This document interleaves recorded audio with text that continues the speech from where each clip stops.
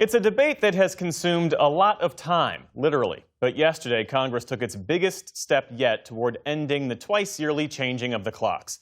The House passed the Sunshine Protection Act, which would make daylight saving time permanent nationwide. The bipartisan bill now heads to the U.S. Senate, where a similar effort stalled several years ago. For more on the push to stop changing the clocks, we are joined now by Scott Yates, founder of the Lock the Clock Alliance. Scott, it's always good to see you. So you've been pushing for this for years. We've seen momentum before. It's not become law. Why might this time be different? Well, we've never seen it pass the House before. I mean, it's never gotten to the floor for even to be able to have a vote. So this is just a huge step forward. And I think it shows the kind of momentum that we have. And I think it shows the excitement over an issue that's actually bipartisan. I was pleased to see a wide margin, both among Republicans and Democrats, voting for it. So I think with that kind of momentum, we can go over to the Senate and say, look, this is what the people want.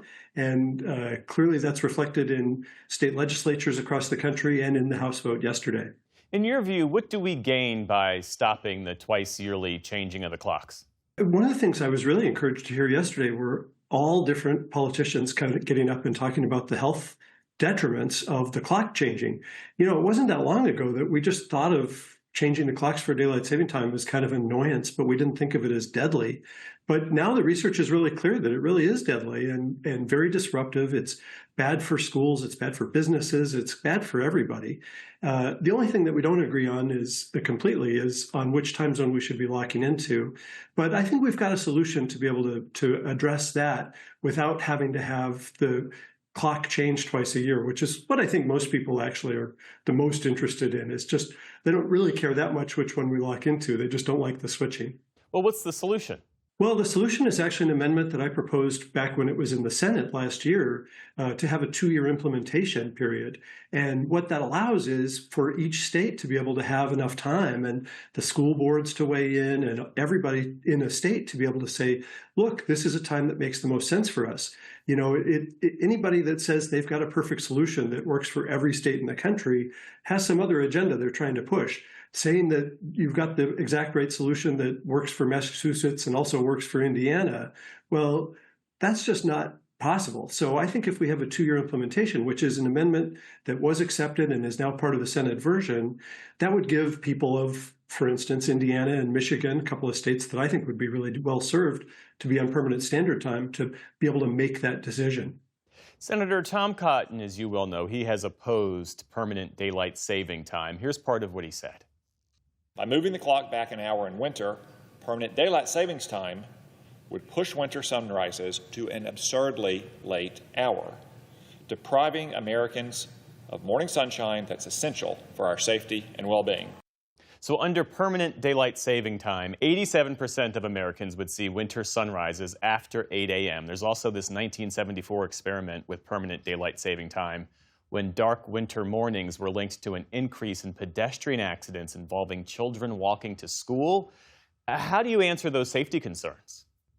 Well, once they actually did the research about what happened in 1974, they found that there really wasn't much of an increase in pedestrian deaths. And they've studied a lot since then. And if you're interested in pedestrian safety, there's no question that permanent daylight saving time is the more safe alternative. More light for pedestrians later in the day equals fewer pedestrian fatalities. But, with respect to what Tom Cotton says, one person's absurdly late is another person's, that's just fine. A lot of people, especially in rural areas, are already getting up in the dark when it's in the winter, and they're already going to school in the winter, especially if they have sports. And what a lot of those people have told me is they don't want to go to school and go to work in the dark and come home in the dark, which is what they're doing now. So if they can go to school and work in the dark and come home with a little bit of light so that they can have a little bit of time to play outside at the end of the day, that's all the better.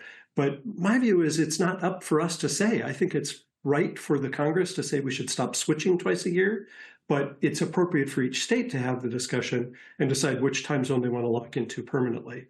It's a states' right issue, which is something I think Senator Cotton would agree with. Here's a history question. There is this long-standing myth that daylight saving time originated with farmers. How did that misconception take hold, and where did it originate? It originated from a retailer in Boston who thought that if people had more time, more daylight at the end of the day, they would spend more time shopping. But he didn't want to say that, so he said, "Let's say it's the farmers," and that myth has stuck with us all the way through.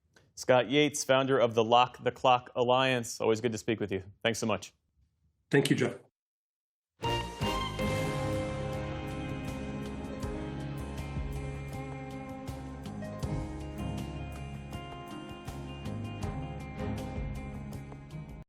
Support journalism you trust. Support PBS News.